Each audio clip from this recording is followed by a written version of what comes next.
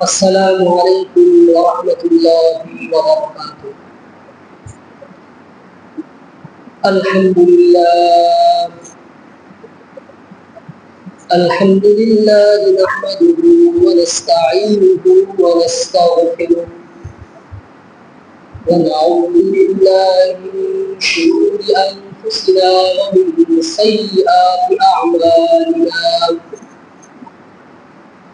من يهده الله فلا مضل له ومن يضلل فلا هادي له.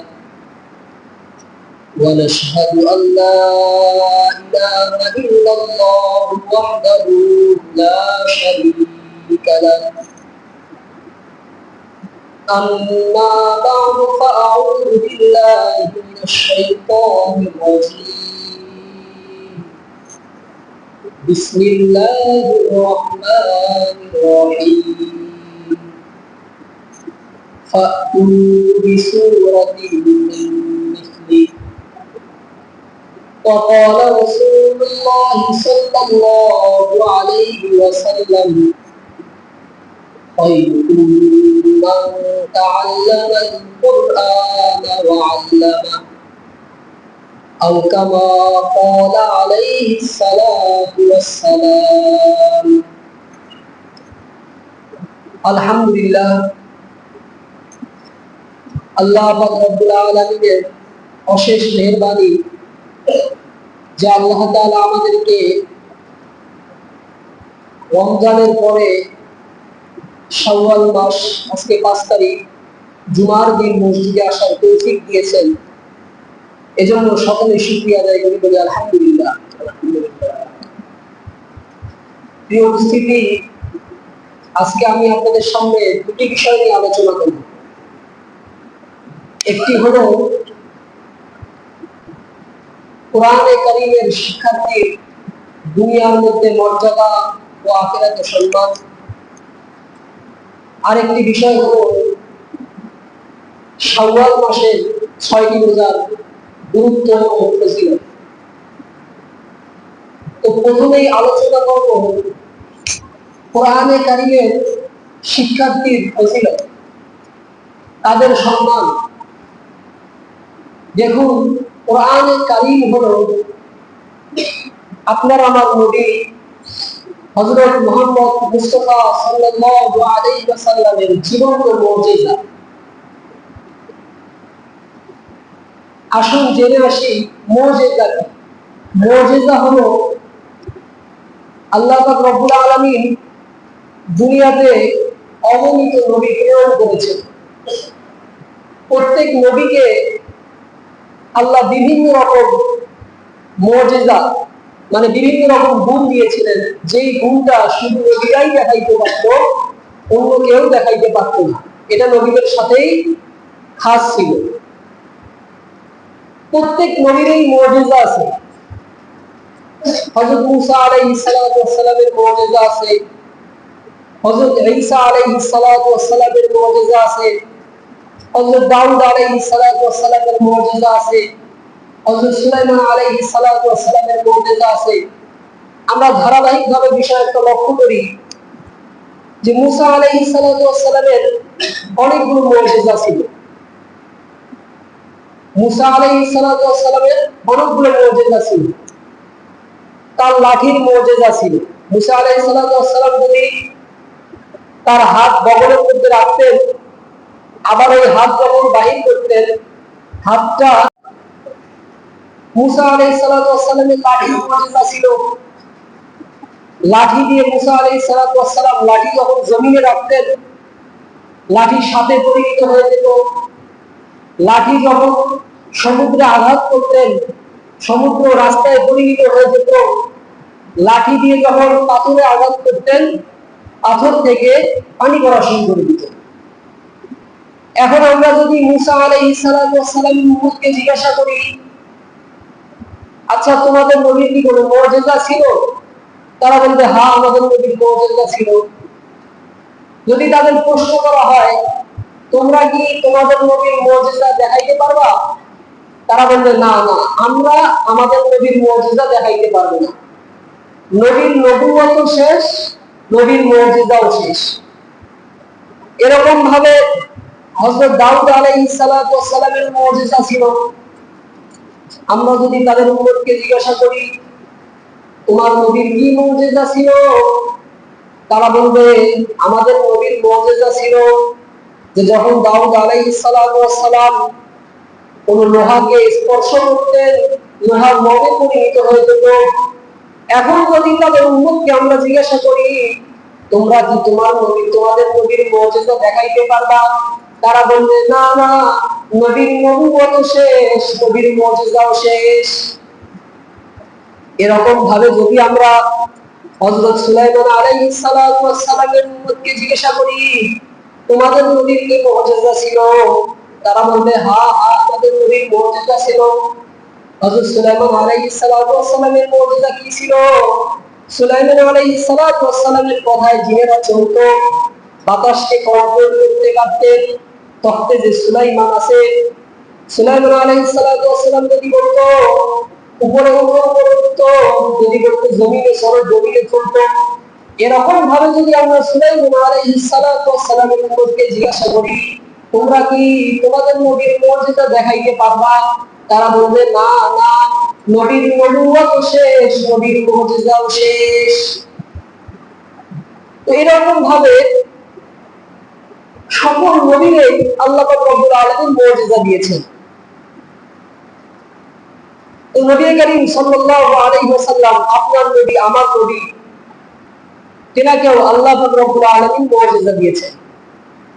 এখন যদি আমরা তো অন্য নবীদের উম্মতকে জিজ্ঞাসা করলাম, তারা যদি আমাদেরকে জিজ্ঞাসা করে তোমাদের নবীর মুজিজা তোমরা কি দেখাইতে পারবা, আপনি আমি আমাদের নবীর একটা নয়, 10টা নয়, 100টা নয়, 1000 নয়, 1 লক্ষ নয়, কোটি কোটি মুজিজা দেখাইতে পারবো। বলে সুবহানাল্লাহ। প্রশ্ন করবেন যে আমাদের নবীর মুজিজা আমরা কেমনে দেখাইতে পারবো? লক্ষ্য করুন, আলহামদুলিল্লাহি রাব্বিল আলামিন থেকে নিয়ে মিনাল জিন্নাতি ওয়াল নাস পর্যন্ত প্রত্যেকটা হরফ, প্রত্যেকটা শব্দ, প্রত্যেকটা বাক্য, প্রত্যেকটা সূরা, প্রত্যেকটা যজম, প্রত্যেকটা তাসবিহ, প্রত্যেকটা পেশ আমার নবীর মুজিজা। বলে সুবহানাল্লাহ। তাহলে নবীর নবুয়ত শেষ, নবীর মুজিজাও শেষ, কিন্তু আমাদের নবীর নবুয়ত শেষ হয়ে গিয়েছে। নবী দুনিয়া থেকে চলে গিয়েছেন, কিন্তু নবীর নবুয়ত আমরা দেখাতে পারি। 1450 বছর হয়ে গিয়েছে কোরআনে কারীম নাযিল হওয়া, এখন পর্যন্ত এই কোরআনের কেউ একটা ভুল ধরতে পারে নাই। ডক্টর মরিস বুকাইলি নাম হয়তো আপনারা শুনেছেন। সে চিন্তা ভাবনা করছে যে আমি প্রত্যেকটা বিষয় নিয়ে গবেষণা করব এবং প্রত্যেক যে ধর্ম আছে এই প্রত্যেকটা ধর্মকে আমি ভুল প্রমাণ করব। কথা যেমন কাজ তেমন। ইহুদিদের ধর্ম নিয়ে ব্যাখ্যা করেছেন, ইহুদিদেরকে ভুল প্রমাণিত করেছেন। হিন্দুদের ধর্ম নিয়ে রিসার্চ করেছেন, তাদের ধর্মকে ভুল প্রমাণিত করেছেন। খ্রিস্টানদের ধর্ম নিয়ে রিসার্চ করেছেন, তাদের ধর্মকে ভুল প্রমাণিত করেছেন। কিন্তু ডক্টর মরিস বুকাইলি বলে যখন আমি কোরআনের ভুল ধরতে গিয়েছি, কোরআন আমার জীবনকে রঙিন করে দিয়েছে। তো এই কোরআনের ভুল কেউ ধরতে পারেনি। কাফের মুশরিক তারাও তো চেষ্টা করেছিল। নবী করিম সাল্লাল্লাহু আলাইহি ওয়াসাল্লামের জামানায় তারা বলতো কোরআনে কারীম এটা কোনো কিতাব হলো যেখানে মক্কার মধ্যে আরবি সাহিত্য চর্চা করতো। আল্লাহ পাক রব্বুল আলামিন তখন বললেন ফাতু বিসূরাতিন মিন মিসলি, তোমরা কোরআনের অনুরূপ একটি সূরা বানিয়ে দেখাও। তারা সপ্তাহ পর সপ্তাহ গবেষণা করলো, কিন্তু কোরআনে কারীমের একটা সূরা তো দূরের কথা, একটা বাক্য তারা গঠন করতে পারেনি। তো কোরআনে কারীম এটা পৃথিবীর মধ্যে সর্বশ্রেষ্ঠ একটি গ্রন্থ। যখন তারা পারল না তখন তারা বলল লাইসা হাওয়া কালামুল বাশার, এটা কোন মানুষের বানানো কিতাব হতে পারে না। এটা তো গেল একটা মুজিজা। আর একটা মুজিজা হলো রমজান মাসে হাফেজ সাহেবরা আপনাদের সামনে দাঁড়িয়ে দাঁড়িয়ে কোরআন কারীম তেলাওয়াত করে, এটা হলো আরেকটা মর্যাদা। প্রিয় উপস্থিতি, একটা জিনিস লক্ষ্য করুন, পৃথিবীতে অনেক কিতাব রয়েছে, কিন্তু কোরআনের মতো এরকম ভাবে প্রতিদিন প্রতি বছর একটা কিতাব এভাবে হাফেজ সাহেবরা মুখস্থ করে, একবারই কিন্তু মুখস্থ করে। কোরআন কিন্তু দ্বিতীয়বার মুখস্থ করে না, হাফেজ সাহেবরা একবারই মুখস্থ করে, আর প্রত্যেক রমজানে শুধু চর্চা করে, নামাজ পড়ে। তো অন্যান্য কিতাব হ্যাঁ আপনারা মুখস্থ করতে পারবেন, কিন্তু কোরআনের মতো স্মরণ রাখা, এভাবে চর্চা, এটা অন্যান্য কিতাবের মধ্যে সম্ভব নয়। তো এর দ্বারা আমরা যেটা বুঝলাম যে কোরআনে কারীমের শিক্ষার্থীর দুনিয়াতেও মর্যাদা রয়েছে, আখিরাতেও মর্যাদা রয়েছে। তো আল্লাহ পাক রব্বুল আলামিন আমাদের সকলকে কোরআনে কারীম শিখার এবং আমাদের ভাই বোন যাদের বাচ্চা কাচ্চা আছে তারাও এই কোরআনে কারীমের শিক্ষা দেওয়ার চেষ্টা করবেন ইনশাআল্লাহ। প্রিয় উপস্থিতি, রমজান মাস চলে গিয়েছে, আমরা দোয়া করি যে আল্লাহ পাক রব্বুল আলামিন যেন আমাদের সামনে রমজান পর্যন্ত হায়াতকে দীর্ঘায়িত করে দেন। রমজান চলে গিয়েছে, এখন আমাদের করণীয় কি? রমজানের পর যে শাওয়াল মাস, এই শাওয়াল মাসের অনেক ফজিলত, বিশেষ করে শাওয়াল মাসের যে 6টি রোজা রয়েছে, এই 6টি রোজা অনেক ফজিলত। হাদিসে নবী করিম সাল্লাল্লাহু আলাইহি ওয়াসাল্লাম বলেছেন, যে ব্যক্তি রমজানের রোজা রাখলো, রমজানের পর শাওয়াল মাসে 6টি রোজা রাখলো, তার আমলনামায় পুরো বছরের রোজার সওয়াব লেখা হবে। সুবহানাল্লাহ। এখন আপনারা প্রশ্ন করতে পারেন যে 6টি রোজা রাখলে আবার কেমনে সারা বছরের রোজার সওয়াব পাওয়া যায়? একটা জিনিস ভালো করে লক্ষ্য করুন, আমাদের ডান কাঁধে যে ফেরেশতা আছে, এই ফেরেশতা কিন্তু নেকি লেখে, কিরামান কাতিবিন, মানে সম্মানিত লেখকগণ। তো ডান কাঁধে যে ফেরেশতা আছে, তার যে খাতা আছে, আমরা যে সবের কাজগুলো করি, সে যে সব লেখে, তার খাতার মধ্যে 2, 3, 4, 5, 6, 7, 8, 9 এরকম কোনো সংখ্যাই নেই, 10-এর উপর থেকে সব লেখে। রমজানের বাইরে আমরা একটি আমল করলে 10 নেকি পাই, কোরআনে কারীমের একটি হরফ করলে 10টি নেকি পাই, আর রমজান মাসে জন্য 70টা পাই। তো হাদিসের মধ্যে এমন আসছে যে আল্লাহ পাক রব্বুল আলামিন বান্দার চাহিদা অনুযায়ী সব লেখে, কাউকে 10 গুণ, কাউকে 100 গুণ, কাউকে লক্ষ গুণ, 1000 গুণ, কোটি গুণ দিয়ে দেয়। এমন হাদিসে আসছে, আল্লাহ বলেন, ফেরেশতা তুমি এই সব লেখো না, এই সবের সংখ্যা তুমি লিখতে পারবা না, এই সবের সংখ্যা আমি লিখব।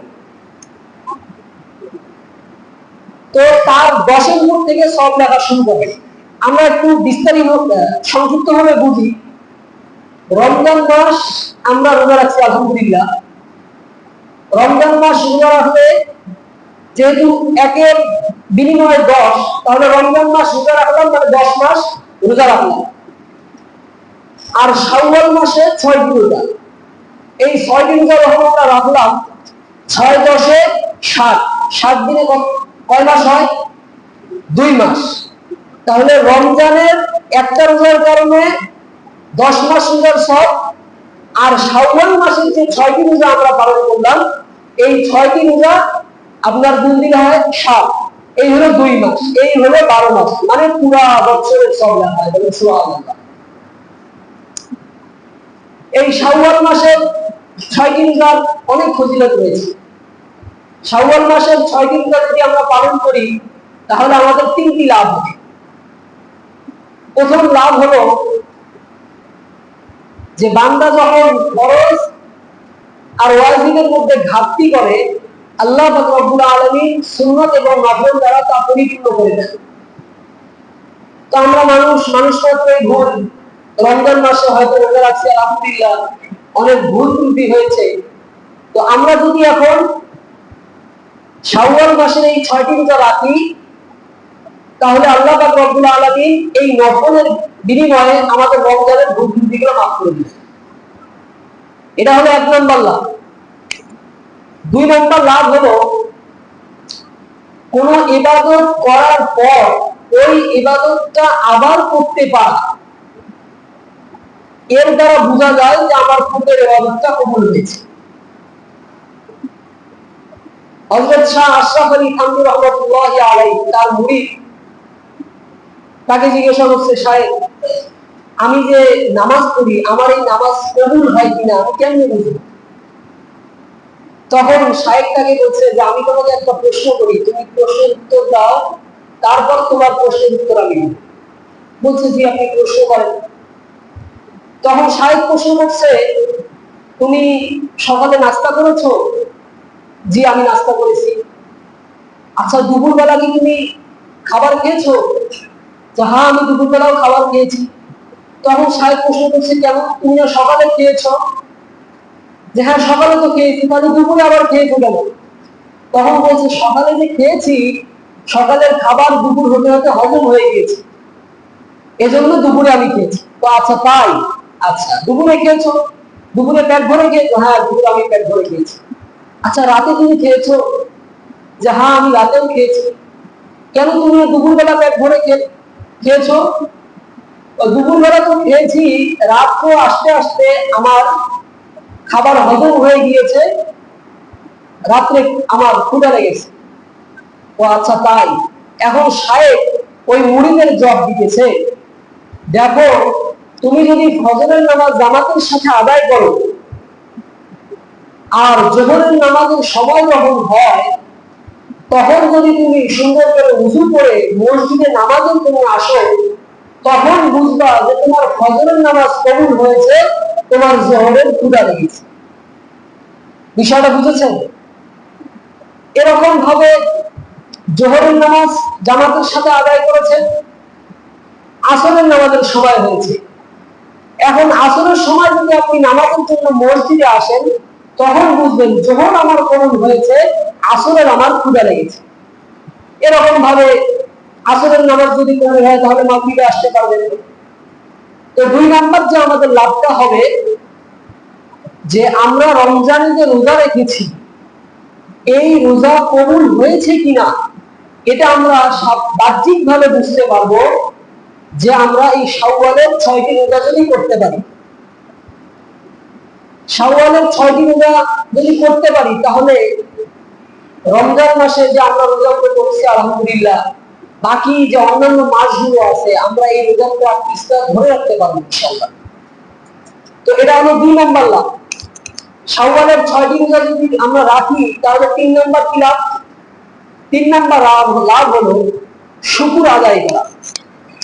দেখুন আল্লাহ পাক রব্বুল আলামিন আমাদের যে চোখ দিয়েছে, নাক দিয়েছে, কান দিয়েছে, হাত দিয়েছে, পা দিয়েছে, এগুলোর শুকরিয়া যদি আমরা সারা বছর পুরো জীবনটা যদি নামাজে কাটাই দিই, তাও কিন্তু মহান রব্বুল আলামিনের শুকরিয়া আদায় করা হবে না। তো আল্লাহ পাক রব্বুল আলামিন আমাদেরকে রমজান মাসে রোজাগুলো সুন্দর করে পালন করার তৌফিক দিয়েছেন। আল্লাহ পাক রব্বুল আলামিন রমজান মাসে আমাদের তারাবি করার তৌফিক দিয়েছেন। রমজান মাসের সাহারি ইফতার আমাদেরকে সুন্দর করে আদায় করার তৌফিক দিয়েছেন। সুস্থ শরীরে আমাদেরকে রমজান আদায় করার তৌফিক দিয়েছেন। তো এর শুকর আমরা কেমনে আদায় করব? এর শুকর আমরা আদায় করব এই শাওয়াল মাসের 6টি রোজায়। তাহলে আবার একটু বিষয়টা বলি।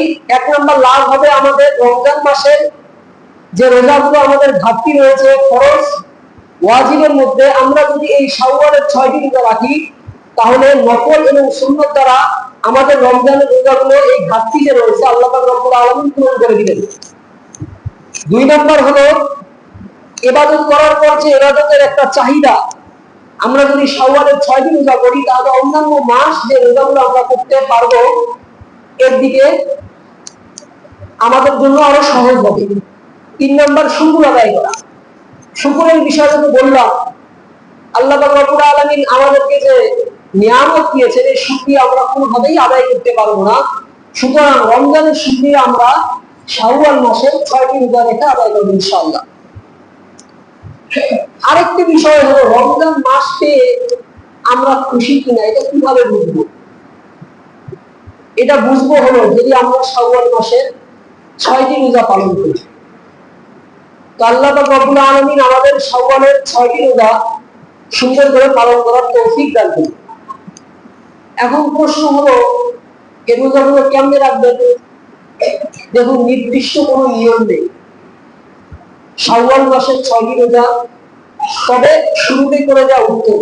যেহেতু রমজান মাসের একটা মাস আমরা রোজা রেখেছি, যদি আমরা 10-20 দিন গ্যাপ দিয়ে দেই তখন দেখা যাবে আবার রোজাগুলো করতে একটু কষ্ট হয়ে যাবে।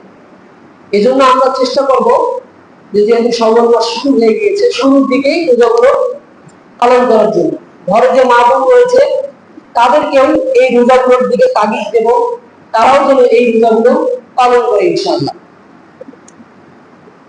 প্রিয় উপস্থিতি,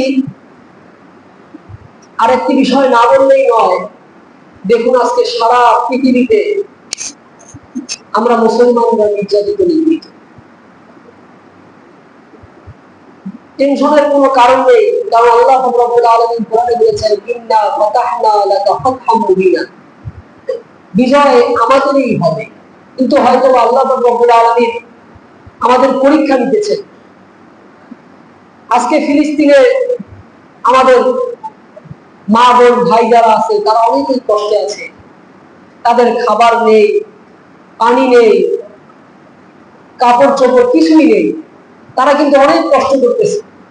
তাদের ঈমান আর আমাদের ঈমানের মধ্যে অনেক পার্থক্য রয়েছে। আমরা তো আলহামদুলিল্লাহ ঈদের দিন অনেক খুশি করেছি। পিতামাতা, ভাই বোন, চাচা চাচি সবার সাথে ঈদ আনন্দ উদযাপন করেছি।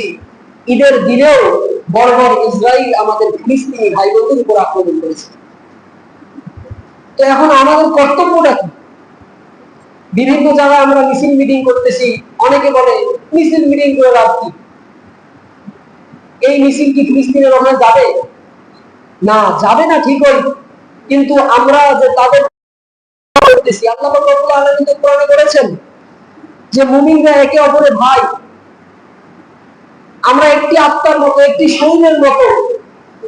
আমার ভাইদেরকে কষ্ট দেওয়া হচ্ছে, যদি আপনাদের বুকে আঘাত না লাগে তাহলে আমরা কেমন মুমিন হলাম? তো এখন আমাদের করণীয় কি? আমাদের করণীয় হলো আমরা সর্বোচ্চ চেষ্টা করব তাদের জন্য দোয়া করার জন্য। তাহাজ্জুদ পড়ে, নফল নামাজ পড়ে, ফরজ নামাজের পরে, সালাতুল হাজতের নামাজের পরে তাদের জন্য বিশেষ করে দোয়া করব।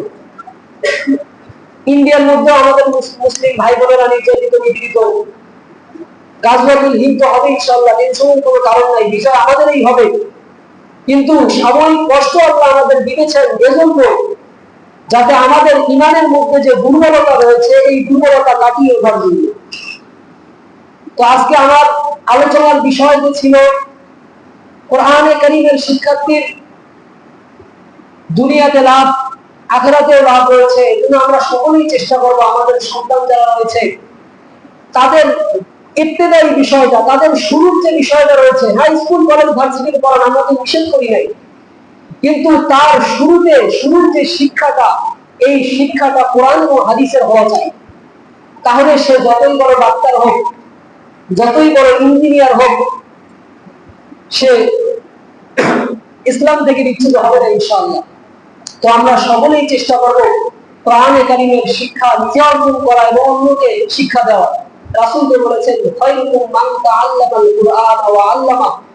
ওই ব্যক্তি উত্তম যে কোরআন নিজে শিক্ষা করে এবং অন্যকে শিক্ষা দেয়। প্রিয় উপস্থিতি, 2 নম্বর যে ছিল শাওয়াল মাসের 6টি রোজা। তার তো বিস্তারিত আলোচনা আমরা শুনলাম। নিজেরা তো আমল করব, পাশাপাশি আমাদের ঘরে যে মা বোন রয়েছে তাদেরকেও এই 6টি রোজা রাখার তাগিদ দেব।